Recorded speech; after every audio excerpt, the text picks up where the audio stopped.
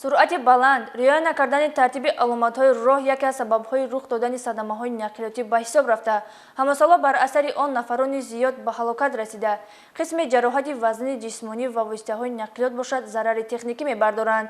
Санаи 1 ноябри соли равон ронандаи автомашинаи кирокаш Раҳимов Абдураҳим соли таваллудаш 1996 истиқоматкунандаи кӯчаи айнии пойтахт ҳангоми ҳаракат аз кӯчаи Зебунистон ба самти кӯчаи Бинокорон бо сабабҳои риоя накардани қоидаи ҳаракати роҳ ба қафои автобуси мусофиркаш бархӯрдааст, ки дар натиҷаи ин садама ронандаи автомашинаи тамғаи хундай ҳангоми ба беморхона интиқол додан дар роҳ мефафтад.